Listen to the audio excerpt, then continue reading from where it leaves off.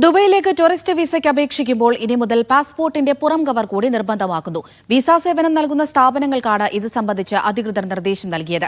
എല്ലാ രാജ്യക്കാർക്കും ഈ നിബന്ധന ബാധകമായിരിക്കും.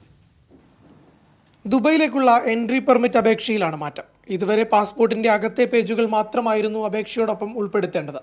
എന്നാൽ കഴിഞ്ഞ ദിവസമാണ് പാസ്പോർട്ടിന്റെ പുറം കവർ കൂടി അപേക്ഷയിൽ ഉൾപ്പെടുത്തണം എന്ന നിർദ്ദേശം GDRFA ടൂറിസ്റ്റ് വിസ സേവനം നൽകുന്ന ട്രാവൽസുകളെയും മറ്റും അറിയിച്ചത്.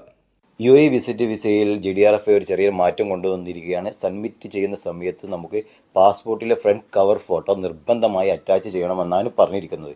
കാരണം ആദ്യം നമ്മൾ ചെയ്തിരിക്കുന്നത് പാസ്പോർട്ടിലെ ഫ്രണ്ട് പേജ്, അതുപോലെ തന്നെ ബാക്ക് പേജുകൾ, നമ്മൾ ഹോട്ടൽ കൺഫർമേഷൻ, അതേപോലെ തന്നെ റിട്ടേൺ ടിക്കറ്റുകളൊക്കെയാണ് നമ്മൾ സബ്മിറ്റ് ചെയ്തതെങ്കിലും ഇപ്രാവശ്യം ഇനി മുതൽ നമുക്ക് ചെയ്യേണ്ടത് പാസ്പോർട്ടിലെ ഫ്രണ്ട് ബ്ലാക്ക് കളർ വരുന്ന കവറേജ്, രണ്ട് ബാക്കും ഫ്രണ്ടും ആയിട്ടുള്ള കവറേജ് ഫോട്ടോ നിർബന്ധമായി സബ്മിറ്റ് ചെയ്യണമെന്നാണ് GDRFA അറിയിച്ചിരിക്കുന്നത്.